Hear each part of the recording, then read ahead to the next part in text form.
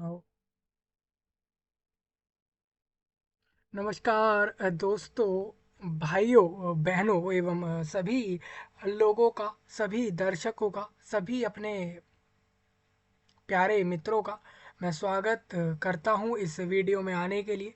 दुनिया में किसी भी स्थान से, किसी भी जगह से आप लोग मुझे देख रहे होंगे, इस वीडियो में सुन रहे होंगे। आप सभी लोगों का स्वागत कर रहा हूं मैं इस वीडियो में। दोस्तों ये वीडियो ना इंडिया के लोगों के लिए खास होगा स्पेशली, क्योंकि यहाँ पर भारत देश, दुनिया के जो भारत देश है, दुनिया में इंडिया कंट्री है। इस कंट्री में, इस पूरे देश में, अभी आपको बता दूं, उत्तराखंड राज्य में हाई कोर्ट है, स्टेट हाई कोर्ट उत्तराखंड राज्य का, जो कि राज्य की नैनीताल जगह पर है। और इस कोर्ट को रिक्रूट करने हैं 140 के लगभग स्टीनोग्राफर और जूनियर असिस्टेंट मींस जेए, और इसके अंदर स्टीनो पोस्ट पर दो अलग अलग पोस्टें दी हैं। 140 के लगभग ये वैकेंसीज दी गई हैं। आप ध्यान से सुनिए, ये वीडियो रिक्रूटमेंट का होगा। टोटली 139 लोग रिक्रूट करके ये कोर्ट आपको इतनी लोगों को वैकेंसियों पर जॉब दे देगा। ऑल इंडिया लोग इसमें फॉर्म भर सकते हैं। ये आपको मैंने क्लियर यहाँ कर दिया। सबसे पहले दोस्तों आप ये समझिए, हाई कोर्ट जैसे आप जानते ही हो, इंडिया के, अगर इंडिया देश की बात करूँ तो ये 3 से 4 तरह के लेवल के कोर्ट होते हैं। सबसे पहले supreme court, high court, district court होते हैं। और भी इस तरीके से कोर्ट आपको इंडिया में पूरे देश में देखने को मिल जाएंगे आज के समय पर। ठीक है, अलग अलग लेवल के कोर्ट होते हैं, अलग अलग कोर्ट्स में अलग अलग बेस पर जो है केसेस के काम हो रहे होते हैं। मैं इस वीडियो में ये बताने वाला हूँ कि जो हाई कोर्ट उत्तराखंड द्वारा 139 वैकेंसीज दी गई हैं, जिसका नोटिफिकेशन आज के डेट में दे दिया है, यानी 2 दिन पहले इसका नोटिफिकेशन दिया है। और इतने लोगों को वो रिक्रूट करेंगे। ठीक है, ये सारी की सारी गवर्नमेंट जॉब होंगी। अब आप लोगों को मैं सारा कुछ जानकारी इस वीडियो में क्लियर करूंगा, जैसे कि जो इसका नोटिफिकेशन आया है उसमें कौन लोग फॉर्म भरेंगे, मतलब एलिजिबिलिटी क्या है, क्वालिफिकेशंस क्या रखी गई हैं, और सैलरी कितना मिलेगा, पोस्ट जो है उन पर वैकेंसीज किस तरीके से लोगों को डिवाइड करी गई हैं कैटेगरी वाइज, और ये आपसे काम क्या करवाएंगे। दूसरा, इसमें बेनिफिट क्या होगा, और सिलेक्शन जो होगा ना वो एक एग्ज़ाम लिया जाएगा, उसके बाद ही ये आपको वैकेंसियाँ मिल सकती हैं। आप लोग जॉब ये सारी कर सकते हो। ठीक है भाई। हाँ ठीक है, कोई डाउट लगा हो अभी तक कमेंट सेक्शन में बताइए। चलिए हम थोड़ा आगे बढ़े। तो ये पूरा नोटिफिकेशन इस वीडियो में डिस्कस कर रहा हूँ मैं। प्लस ये जो इस वीडियो में आपका जो आपको दिख रहा है ये वेबसाइट और इसमें नोटिफिकेशन का लिंक, ये सारे कुछ मैंने आपको वीडियो के नीचे प्रोवाइड करा दिए हैं। आप लोग वहाँ से एक बार देख सकते हो। ठीक है भाई। अभी मान के चले हाई कोर्ट, इसका हाई कोर्ट में अगर किसी का कोर्ट कोई केस चल रहा हो तो वो केस स्टेटस या जजमेंट ऑर्डर इस तरीके से देख सकते हैं। और ये सब यहाँ से आप देख सकते हो। देखिए कोर्ट के वेबसाइट पर ना आप उस कोर्ट में चल रहे केस के बारे में भी सारी चीज़ें चेक कर सकते हो। ऐसा नहीं होता कि कोर्ट के वेबसाइट पर आपको सिर्फ फॉर्म मिलेंगे, नोटिफिकेशन मिलेंगे, बहुत सारी चीज़ें होती है। देखिए डाउनलोड सेक्शन में कितनी सारी चीज़ें हैं, इस तरीके से आप देख सकते हो। तो ये सब है, अगर आप लोगों को इनसे इन चीज़ों में कोई काम हो तो आप यहाँ से देख लेना। ये सब मैं इसलिए बता रहा हूँ क्योंकि अभी हम इस वेबसाइट पर हैं तो आपको बाकी काम भी इस चीज़ के पता लग जाए, तो आप लोग यहाँ से देख सकते हो। ठीक है भाई।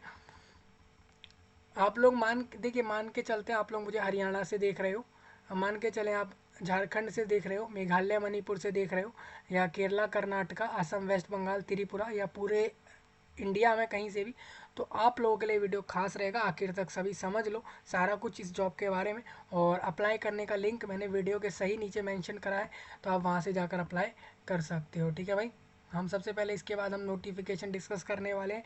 अभी आपने थोड़ा सा देखा ही था वो नोटिफिकेशन का थोड़ा सा झलक। और एक चीज़ और आपको बता दूं दोस्तों, नोटिफिकेशन आप यहाँ से भी देख सकते हो। जैसे मैंने इधर क्लिक करा तो यहाँ नोटिफिकेशन अभी मैंशनड नहीं हो रहा है, लेकिन वो नोटिफिकेशन आपका आ चुका है। ये मैं आपको क्लियर कर दूं, आप लोग इस तरीके से देख सकते हो यहाँ पर नोटिफिकेशन।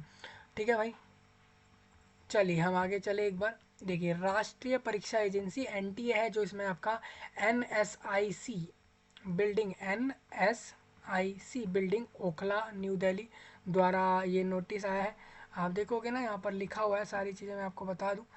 ये कह रहे हैं राष्ट्रीय परीक्षा एजेंसी एनटीए द्वारा उच्च न्यायालय और नैनीताल उत्तराखंड के अधीनस्थ न्यायालयों यानी जिला न्यायालयों यानी कि डिस्ट्रिक्ट कोर्ट एवं फैमिली कोर्ट्स में समूह ग। ये हाई कोर्ट, देखिए हाई कोर्ट के अंडर आते हैं। मैं आपको एक बार क्लियर कर दूं दोस्तों, जो राज्य के हाई कोर्ट होते हैं उनके अंदर आ रहे होते हैं राज्य के फैमिली कोर्ट और राज्य के डिस्ट्रिक्ट कोर्ट। ठीक है, तो जितने भी उत्तराखंड राज्य में डिस्ट्रिक्ट कोर्ट हैं और परिवार यानी कि फैमिली कोर्ट है, उसमें आपका ग्रुप सी के अंदर ये कनिष्ठ सहायक यानी कि आपकी कनिष्ठ सहायक मीन्स जूनियर असिस्टेंट, और 57 वैकेंसी है वहाँ पर। आंसू लिपिक मतलब हो जाएगा स्टीनोग्राफर, 82 वैकेंसीज पर ये रिक्रूट करेंगे। ठीक है, प्रकाशन की डेट ये कल का नोटिफिकेशन है, और आप देखोगे आज 26 जनवरी है। इंडिया वालों का आज, इंडिया देश वालों का आज के दिन क्या हुआ था भाई, गणतंत्र दिवस हुआ था। मतलब कि आज वो गणतंत्र दिवस बना रहे होते हैं इंडिया देश में, और उन्हीं के लिए मैं ये सारी बातें कर रहा हूँ। सबसे पहले आप देखो कल से ही फॉर्म चालू हो गया है, ये 22 फरवरी को फॉर्म क्लोज करेंगे। और ऑनलाइन सबसे फॉर्म भरवा रहे हैं, ऑनलाइन आवेदन आप देख सकते हो।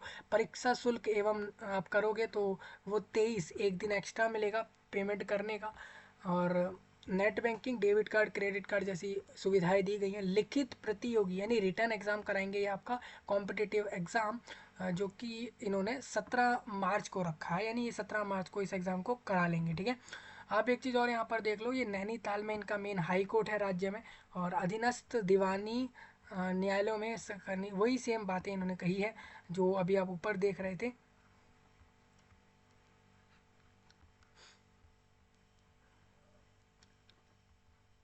इच्छुक अभ्यर्थी एजेंसी की वेबसाइट पर, आप देखिए यहाँ पर इन्होंने क्लियर कहा है कि आप सभी लोग फॉर्म भर सकते हो जो लोग भी इन वैकेंसीज पर एलिजिबल है।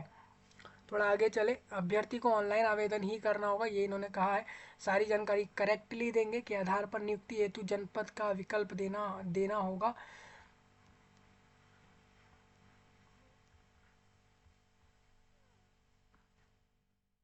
ठीक है, मतलब किस डिस्ट्रिक्ट कोर्ट में वैकेंसी चाहिए, किस जगह पर चाहिए, वो आपको फॉर्म में ही देना होगा, ये इन्होंने क्लियर कहा है।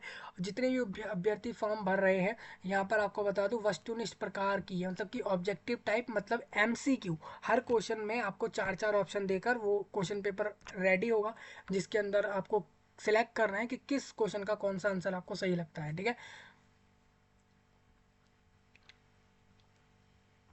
अभी जो इन्होंने एक एक डेट दी है इन्होंने एग्ज़ाम के लिए, मैं आपको दिखा दूं, 17 मार्च को इसमें एग्ज़ाम कराएंगे ये। हो सकता है इस एग्ज़ाम को ये इस डेट को चेंज कर दें, वो आपको मार्च महीने में पता लग जाएगी से एजेंसी की वेबसाइट तथा अभ्यर्थियों को उनके द्वारा ऑनलाइन आवेदन पत्र में दिए गए मोबाइल नंबर पर। ठीक है, एडमिट कार्ड के रिगार्डिंग इंस्ट्रक्शन जो भी है वो आपको ईमेल आ जाएंगे, मैसेज आ जाएंगे, जो भी आप अपना नंबर दे रहे हो फॉर्म में, वहाँ से फिर आप अपना एडमिट कार्ड डाउनलोड कर लेना। ठीक है भाई, चलिए अब सारी जानकारी हम देख लें एक बार हम जूनियर असिस्टेंट की वैकेंसी देख लें। ये पद कोड है यानी कि जो पोस्ट का कोड है 133 है, और इसमें ये कह रहे हैं अल्मोड़ा। मैं आपको बताऊंगा दोस्तों किस जनपद में, किस जिले में, राज्य उत्तराखंड के लोगों को बता दूं, और खासकर इंडिया के पूरे लोगों को, अगर उत्तराखंड राज्य के अल्मोड़ा जिले के अंदर वैकेंसीज चाहिए तो वो आपको बताऊंगा कि वहाँ पर है या नहीं है। देखिए यहाँ पर जूनियर जे एक पोस्ट पर अगर आप देखते हो पद कोड या पद कोड तो आप समझ गए होंगे। अब थोड़ा आगे चले तो अल्मोड़ा में जो वैकेंसी लेंगे कनिष्ठ सहायक, उनको 7वें लेवल का सैलरी देंगे, यानी कि आयोग के अनुसार, जो स्टेट के अनुसार है उत्तराखंड राज्य में। गवर्नमेंट जॉब वालों को जो सैलरी मिल रही है लेवल 3 में, वो 21,000 से लेकर 70,000 के बीच होती है, यानी कि वो 25 से 30,000 पर मंथ इनिशियल स्टेज पर लेंगे। आपको बता दूं अल्मोड़ा में जेए की वैकेंसी एक भी नहीं है, चाहे ना तो वो, ना ही तो वो किसी डिसेबल्ड वाले के लिए है, ना ही वो वुमेन के लिए है, ना ही वो ओपन कैटेगरी वालों के लिए, ना ही एक्स सर्विसमैन, और ना ही डीएफएफ और ओपन। मैं सारी चीज़ें आपको भी क्लियर करूंगा दोस्तों, इसका मतलब क्या है। अल्मोड़ा में तो है नहीं वैकेंसी। बागे बागेश्वर बागेश्वर उत्तराखंड राज्य में एक जगह है, वहाँ पर सैलरी सबको सेम ही होगी दोस्तों। पोस्ट आप वैकेंसी देख लो, आपको 3 वैकेंसी इन्होंने दी है। ठीक है, देखिए यहाँ पर इनका लिखा है अजा, यानी SC ST OBC EWS, ये वैकेंसी इन्होंने यहाँ दे दी और टोटल। ठीक है, और यहाँ पर आप ऊपर से देखोगे तो ये सब क्या है, ये सब मैं आपको क्लियर कर दूँ। ये यहाँ पर डिसेबल्ड हो गया, ये एक्स सर्विसमैन हो गया, और रिक्त पदों की संख्या। ठीक है, तो मैं एक बार इसका मतलब आपको क्लियर कर दूंगा। अभी आप देखोगे, सबसे पहले आप देखो जो बागेश्वर जो है डिस्ट्रिक्ट में वैकेंसियाँ लेंगे या आप बड़े इस पूरे जनपद में, इस एरिया में, तो इसमें आपको बता दूं टोटल 3 वैकेंसीज है, तीनों की तीनों जनरल वाले कैटेगरी वाले कैंडिडेट को मिल रही है, यानी ये सारी ओपन में आ जाती हैं। ठीक है, चलिए थोड़ा आगे बढ़े। चमोली राज्य में चमोली नाम का एक जनपद है, यानी कि एक जिला है, एक डिस्ट्रिक्ट है, जहाँ पर ये लोग सेम सैलरी आपको देंगे, लेकिन ये एससी कैटेगरी के 2 लोगों को रिक्रूट करेंगे। ठीक है, अगर आगे बढ़े इसी में, और भी इसमें वैकेंसी हैं चमोली में। यूआर से 3 वैकेंसीज है, 3 में से ये एक महिला की रहेगी और बाकी 2 ओपन रहेंगी, यानी पुरुषों के लिए हो जाएंगी। तो टोटल 5 वैकेंसीज हो गई भाइयों। चले थोड़ा आगे चले। चंपावत, चंपावत एक जगह है आपकी उसी राज्य में, उत्तराखंड राज्य में चंपावत जगह पर। ये सैलरी सेम है, यहाँ पर 5 वैकेंसीज दी हैं, जनरल को 3 और EWS में 2 वैकेंसीज टोटल दे दी हैं। ठीक है भाई, सभी लोग समझ लेना कैटेगरी वाइज एक बार अपनी अपनी वैकेंसियों को। देहरादून जिले में, देहरादून जगह पे ये वैकेंसी इन्होंने जो दी है वो टोटल दी है 2 में से एक, दोनों ही जनरल को दी हैं, एक महिला को एक पुरुष को दे दी है, ये आप यहाँ से देख सकते हो। ठीक है, इसी तरीके से हरिद्वार जिले में अगर ये वैकेंसी आप लेते हो, हरिद्वार में जो हरिद्वार राज्य की हरिद्वार जगह पे जो कोर्ट है, डिस्ट्रिक्ट कोर्ट या फैमिली कोर्ट, जो हाई कोर्ट के अंडर है, तो उसके हिसाब से आप देखोगे वहाँ पर वैकेंसीज नहीं है। सेम नैनीताल में नहीं, नैनीताल में है वैकेंसी, नैनीताल में 6 वैकेंसीज हैं, 3 तो जनरल को चली गई और एक ओबीसी को चली गई और 2 एससी कैटेगरी वाले कैंडिडेट को मिल जाएगी नैनीताल जगह पे। ठीक है, ये राज्य में है, पौड़ी, पौड़ी एक राज्य में जगह है, वहाँ पर 3 वैकेंसीज तीनों जनरल को दे दी। पिथौरागढ़ में वैकेंसीज नहीं है एक भी, आप देख सकते हो। ये सब जेए पोस्ट की बता रहा हूँ। रुद्रप्रयाग में आप देखोगे वहाँ पर 1 वैकेंसी है, टिहरी में 3 वैकेंसीज दे दी हैं और उधम सिंह नगर में टोटल 22 वैकेंसी। देखिए उधम सिंह नगर के कोर्ट में ज़्यादा वैकेंसीज हैं, आप देखोगे सामान्य में तो 11 दे दी और एससी से 5, टोटल 22 है, इस तरीके से आप समझ लेना। उत्तरकाशी में इनको चाहिए सिर्फ 3 लोग। ठीक है, तो टोटल 54 लोग यानी 54 लोग ये जे पोस्ट पर रिक्रूट कर रहे हैं, ये इन्होंने कहा है। अभी आप देखना यहाँ पर मैं और थोड़ा क्लियर कर दूँ, जैसे आप देख रहे हो अल्मोड़ा, अल्मोड़ा जगह की हम बात कर रहे थे, तो 1 वैकेंसी वहाँ पर दिया है इन्होंने कुटुंब न्यायालय हेतु। अब जो कुटुंब न्यायालय हैं, जितने भी कुटुंब कोर्ट हैं, उनमें वैकेंसी आप देख लो, ये एक रहेगी इधर अल्मोड़ा में जे पोस्ट की। और प्रधान जज कुटुंब न्यायालय देहरादून में आप देखोगे तो वहाँ वैकेंसी नहीं है। विकास नगर देहरादून जगह पर भी नहीं है, हरिद्वार में भी नहीं है और रुड़की हरिद्वार में भी वैकेंसीज नहीं है। और इस तरीके से वैकेंसीज सारी खाली हैं, इधर है ही नहीं वैकेंसी, आप देख लो पूरा टेबल खाली है। खटीमा, खटीमा उधम सिंह नगर में 1 वैकेंसी दी है जनरल में। ठीक है, काशीपुर उधम सिंह नगर में भी 1 वैकेंसी है, तो 3 वैकेंसीज ये अलग हो गई, ये भी सारी जे पोस्ट के लिए हैं टोटल। ठीक है, सैलरी आपको समझ आ गया होगा भाई जे पोस्ट में जो भी आपका दिया गया है। और पद का स्वरूप आप समझ लो, आप अराजपत्रित स्थायी, मतलब कि आपका जो है यहाँ पर नॉन गैजेटेड पोस्ट है, और परमानेंट और अस्थायी एवं पेंशन युक्त। ठीक है, मतलब ये पोस्टें परमानेंट नहीं है और ना ही टेम्परेरी है, मतलब आप काम कर रहे हो, ठीक है, अगर इनको लगता है आप सही काम नहीं कर रहे हो तो निकाल सकते हैं, ये चीज़ इन्होंने कही है। 21 से 35 एज रख रहे हैं अप्लाई करने वालों की। भारत में विधि द्वारा स्थापित, मतलब किसी भी विश्वविद्यालय, किसी भी इंस्टीट्यूट से बैचलर डिग्री आपने अगर पास करी है तो आप लोग फॉर्म भर सकते हो। ठीक है, मतलब BBA, BCA, BCom, BTech, B architecture, कोई भी बैचलर डिग्री पूरे इंडिया में, ठीक है, आपने किसी भी इंडिया के इंस्टीट्यूट से करा है तो आप लोग भर सकते हो। हिंदी और अंग्रेजी भाषा का अच्छा ज्ञान हो, आप हिंदी इंग्लिश दोनों ही सही से बोल पाते हो। हिंदी में टंकण किट कंप्यूटर पर प्रति मिनट आपको 25 शब्द की गति यानी स्पीड सहित अच्छा ज्ञान हो, उस अभ्यर्थी को प्राथमिकता दी जाएगी। जो अंग्रेजी में, ठीक है, अंग्रेजी में जिसकी टंकण अच्छी होती है ना, मतलब कि टंकण बेसिकली आपका टाइपिंग रहता है या फिर शॉर्ट हैंड रहता है, टाइपिंग होगा बेसिकली यहाँ पर। अगर आप जे पोस्ट पर देखो तो इसके लिए आपकी टाइपिंग 30 वर्ड पर मिनट होना चाहिए इंग्लिश में और 25 हिंदी में। जिसको इंग्लिश वाली अच्छी जाएगी उसको ये लोग पहले लेंगे। कंप्यूटर प्राचालन, मतलब कंप्यूटर प्रोफेशनली लेवल पर आपको चलाना आना चाहिए। एक प्रोफेशनल कैंडिडेट, कोई बंदा, कोई कैंडिडेट ऐसा है जो प्रोफेशनल लेवल पर चला कर दिखा रहा है, देखो भाई मेरे को अच्छे से आ रहा है, मैं चला पा रहा हूँ, वही कैंडिडेट को ये ज़्यादा लोग सिलेक्ट कर लेंगे, ये इन्होंने कहा है। लिखित प्रतियोगी परीक्षा में समान अंक वाले कैंडिडेट तथा हिंदी,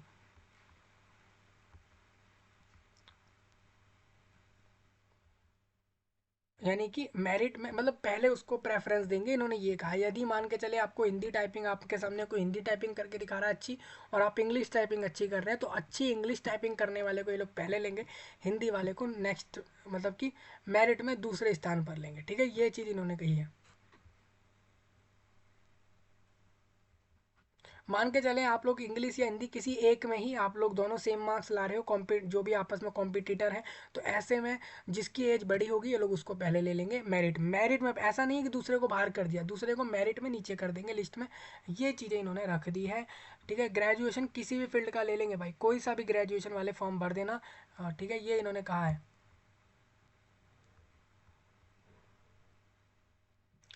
चयन के लिए मैं आपको एक बार क्लियर कर दूं, 140 अंकों की वस्तुनिष्ठ यानी कि 140 नंबर का एक ऑब्जेक्टिव एमसीक्यू एग्ज़ाम कराएंगे कि 2 घंटा 30 मिनट यानी कि 2 आवर 30 मिनट में ये आपको समय देकर ये आपसे 140 अंकों का यानी मार्क्स का एक एग्ज़ाम कराएंगे। रिटर्न एग्ज़ाम होगा ये, जिसमें सामान्य ज्ञान आपको देंगे, सामान्य अध्ययन का प्रश्न पत्र होगा। ठीक है, टंकण परीक्षा 60 सेकंड की होगी, 1 मिनट में आपको टाइपिंग टेस्ट अपना देना होगा, वो रहेगा। अब हम बात करने वाले हैं स्टीनोग्राफर पोस्ट की। तो स्टीनोग्राफर पोस्ट का आप देख लो, अल्मोड़ा में वैकेंसीज 2 हैं, 2 में से एक जनरल को और एक एससी को मिलेगी। और थोड़ा आगे चले, इनको सैलरी ज़्यादा मिलेगी स्टीनोग्राफर को, इनको 30,000 शुरुआती तौर पर और फिर एक समय पर 90,000 तक देंगे। यानी कि स्टीनोग्राफर को सैलरी 30 से 35,000 शुरुआत में मिलेगी, और ये फिर धीरे धीरे 50, 60, 70 इस तरीके से मिलने वाली है। बागेश्वर राज्य में बागेश्वर जगह पे एक वैकेंसी दी है स्टीनोग्राफर में इन्होंने, आप देख सकते हो। चमोली में भी आप देखोगे तो चमोली जगह पर 4 वैकेंसीज है, जनरल, ईडब्ल्यूएस, ओबीसी और एससी की हैं, चारों की चारों, जिसमें महिलाएं इंक्लूड नहीं है उन वैकेंसियों में। चंपावत में एक वैकेंसी है और वो एक एससी वाले को है। देहरादून, अब देखिए ये रिजर्वेशन डिसाइड इस बेस पर भी होते हैं कि उस जनपद में, उस जिले में, उस सिटी में, उस जगह पर, उस पूरे एरिया में क्या सिचुएशन है, कितने लोग एससी हैं, एसटी हैं, इस तरीके से, तो उस हिसाब से भी वहाँ पर रिजर्वेशन डिसाइड करे जाते हैं। तो देहरादून में आप देख सकते हो, आप कहोगे कि यार ऐसा कैसे हो पा रहा है कि एक जनपद में किसी कैटेगरी में वैकेंसी ही नहीं है और एक जनपद में एक ही कैटेगरी की सारी वैकेंसियाँ हैं। उसमें फ़र्क मैंने आपको बता दिया, वहाँ की पॉपुलेशन प्लस वहाँ पे किस कैटेगरी में कितने लोग हैं, वो सब डिसाइड कर रही हैं इस चीज़ को। देहरादून की बात करें तो 28 वैकेंसीज दी हैं स्टीनोग्राफर की देहरादून में। स्टीनोग्राफर, देहरादून बड़ा है एरिया, और वहाँ पर 28 स्टीनोग्राफर रिक्रूट होंगे, जो कि आप लोग यहाँ से देख सकते हो। 11 तो जनरल से दे दिए, 4 ईडब्ल्यूएस से, इस तरीके से दे रहे हैं। बाकी भी आप समझना, जनरल के आगे भी आप समझो 5 महिलाएं होंगी उसमें। ठीक है, एक एक आप देख सकते हो एक कौन होगा, और इस तरीके से आपको इन्होंने बताया है। डिसेबल्ड वाला होगा शायद ये एक, तो इस तरीके से आप देख लेना। हरिद्वार में 5 वैकेंसी, नैनीताल में जो है 9 वैकेंसीज है, पौड़ी में 2 हैं, पिथौरागढ़ में नहीं एक ही है। तो सभी लोग अपनी अपनी वैकेंसी एक बार थोड़ा चेक कर लें, तो टोटल 80 ये लोग स्टीनोग्राफर रिक्रूट करेंगे। अब मैं थोड़ा और आपको एक बार क्लियर कर दूं, कुटुंब न्यायालयों में जितने भी जाने वाले, जो कुटुंब कोर्ट्स में जाने वाले हैं, उनको बता दूं स्टीनोग्राफर के लिए उनकी वैकेंसी अल्मोड़ा में तो नहीं है। यहाँ पर आपकी प्रधान जज कुटुंब न्यायालय देहरादून में है, आप देख सकते हो एक वैकेंसी है। विकास नगर देहरादून में नहीं है, और रुड़की में एक है, लक्सर हरिद्वार में भी नहीं है, हल्द्वानी में भी नहीं है, और टोटल 2 ही वैकेंसीज हैं इसमें कुटुंब न्यायालयों में। ठीक है, चलिए भाई आगे चले। तो ये आपको समझ आ गया, स्टीनोग्राफर का सैलरी समझ आ गया होगा। यहाँ पे 2 तरह का सैलरी है, आप दोनों ही देख सकते हो। ये सैलरी 44,000 वाला किसको मिल रहा है, लेवल 7 का, तो मैं एक बार क्लियर कर दूँ। ये देखिए, ये जो आपने व्यक्तित्व सहायक यानी कि वैयक वैयकित व्यक्तित्व सहायक, ये एक पोस्ट है एक्चुअल, इसमें मेरे को पता नहीं इंग्लिश में इसको क्या बोलते हैं। ये जो भी पोस्ट है, सहायक मीन्स असिस्टेंट हो जाएगा। तो ये जो भी ये पोस्ट है, ये 2 वैकेंसीज हैं सिर्फ, और इनको सैलरी दिया जा रहा है लेवल 7 में। ठीक है, स्टीनोग्राफर का सैलरी ये है भाई, इसको मानना। ठीक है, ये कोई असिस्टेंट पोस्ट है, इसमें 2 पोस्ट है जिसमें लेवल 7 का सैलरी है। 21 इसमें भी सेम वही रहेगा, आप देखोगे इन्होंने भी बताया होगा, मैं आपको दिखा दूँ। 21 से 35 एज है, इनकी भी पोस्ट परमानेंट होगी, मान के चलो आप। ये परमानेंट हो जाएगी शुरुआती तौर पर, ये टेम्परेरी होगी। इसमें भी आपका ग्रेजुएट चाहिए किसी भी फील्ड में, हिंदी इंग्लिश दोनों ही आती हों। और आंसू लिपि यानी स्टीनोग्राफी, इसमें एक टेस्ट होगी, पर मिनट आपको जो है ना 80 वर्ड शब्द की जो है गति से हिंदी में टंकण यानी कि कंप्यूटर पर प्रति मिनट में, ठीक है। इसमें इन्होंने कहा है हिंदी में आपको करने हैं 25।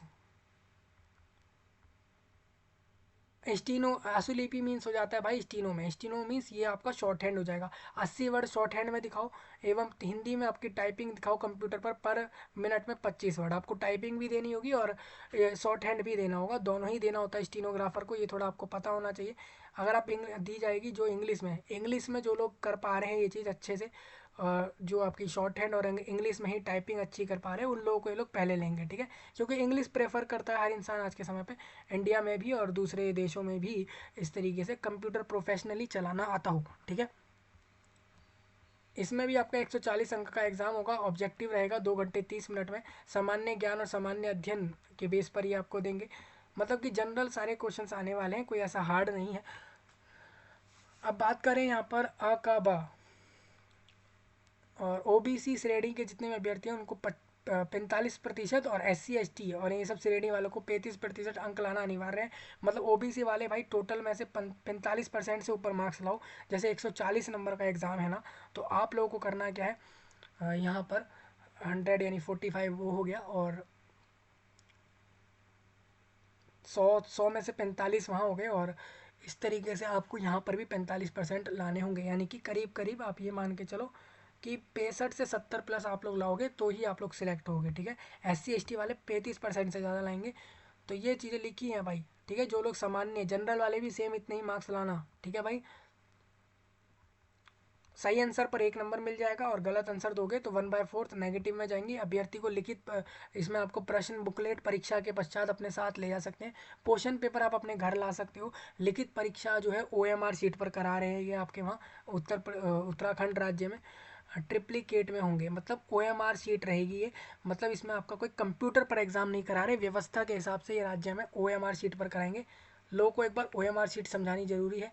ये देखिए इस तरीके से आपका एक पेपर होगा, उसमें लिखा होगा, ऐसे सर्कल से बने होंगे पूरे पेज पर, इस तरीके से सर्कल होंगे। इसमें लिखा होगा सर्कलों के अंदर 1 2 3 इस तरीके से होगा। सर्कलों के आगे ABCD होंगे, उसमें से मान के चले सेकंड क्वेश्चन का किसी को आंसर बी सही लगता है तो बी को डार्क करेगा। अब उसको पता कैसे लग रहा है, उस शीट पे तो कहीं क्वेश्चन है नहीं, अलग से क्वेश्चन पेपर होगा, प्रिंटेड क्वेश्चन पेपर। इसमें से आपको देखना होगा, आपको अगर बी ऑप्शन सही लग रहा है बी को डार्क कर दो, ये आपकी आंसर सीट है। ये आपको वहाँ जमा कर देनी है, और ये आप घर ले आओगे क्वेश्चन पेपर को, ठीक है। एक चीज़ और सुनिए आप लोग कि जैसे ये जो आंसर शीट है ना, इसमें आप एक चीज़ जरूर देखना, यहाँ पर आपको इस तरीके से स्कैनर कोड मिलेगा। जैसे पेमेंट के लिए होता है ना, वैसे ही सेम होता है यहाँ पर स्कैनर कोड होता है ये। इस कोड को स्कैन, इसी से आपकी ये शीट चेक होती है मशीन द्वारा, ठीक है भाई। वो कोड, वो जो पेपर होता है वो कोई ऐसे साधारण पेपर नहीं होता, उसमें एक स्कैन कोड लगा होता है। कभी आप लोग देखना ध्यान से, आपको पता लगेगा, ठीक है भाई। तो OMR पर हो गए तो क्लियर हो गया। अब इन्होंने एक चीज़ और कही, उत्तर प्रतक की द्वितीय प्रति अलग से समर्थ,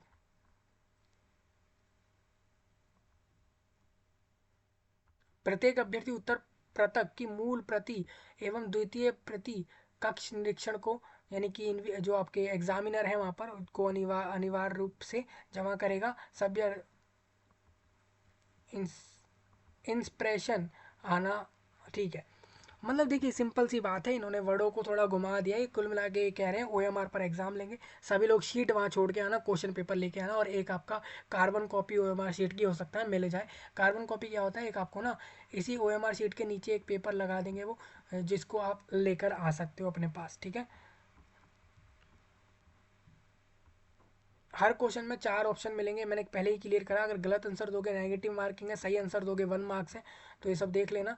और एज आपकी 1 जनवरी 2024 को, जो भी लोग 21 प्लस हैं 35 बिलो हैं फॉर्म भर देना। जो लोग राज्य के SC ST OBC हैं, रिजर्व्ड हैं, उनको उनको रिजर्वेशन एज में मिल जाएंगी, जैसे इन्होंने बताया जो राज्य गवर्नमेंट देगी आपको। SC ST में अपर एज 5 साल बढ़ जाएगी, OBC में 3 साल, वही सारा कुछ गवर्नमेंट ऑफ इंडिया रूल चलता है। स्टेट गवर्नमेंट में भी यहाँ पे यही चलेगा। और जो लोग अन्य राज्य से होंगे, मैं आपको ये भी क्लियर करूँगा, आप लोग फॉर्म भर सकते हो। देखिए किसी व्यक्ति ने अगर ठीक है, भारत का नागरिक हो। ठीक है, इन्होंने ये चीज़ क्लियर कही है, आपको भारत का नागरिक होना जरूरी है इस वैकेंसी पर।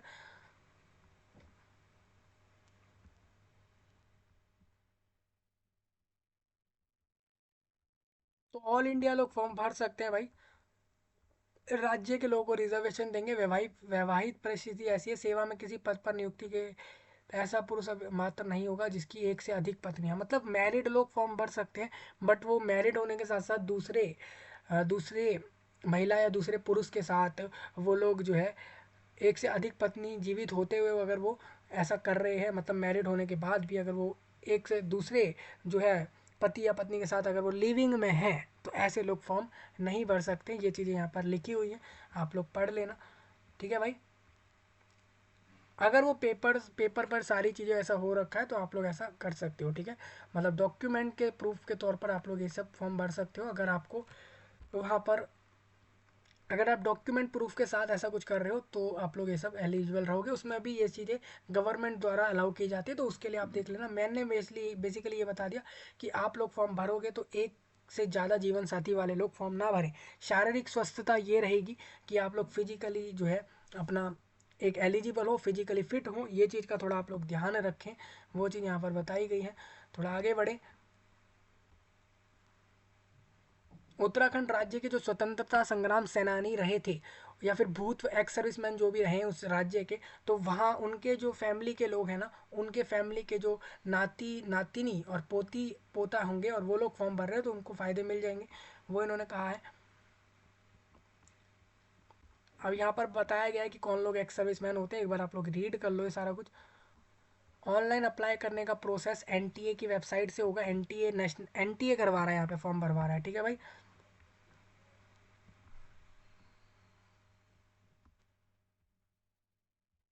फोटो अपलोड होगी, साइन अपलोड होगा और आपके थंब इम्प्रेशन अपलोड होगा, चाहे वो किसी भी अंगूठे को अपलोड कर दो।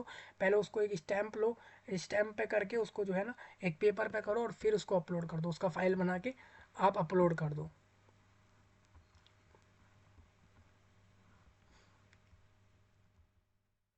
मैंने बताया ऑनलाइन आप लोग पेमेंट कर सकते हो। फॉर्म का फीस रहेगा यहाँ पर 1000 रुपये।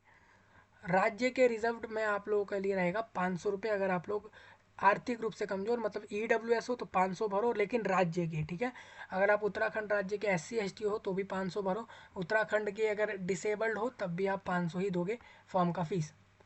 ये कुछ इंपॉर्टेंट पॉइंट्स हैं आप सभी के लिए। इसको एक बार सभी लोग, उम्मीद है कि आप सभी लोग एक बार रीड कर लेंगे इस सबको।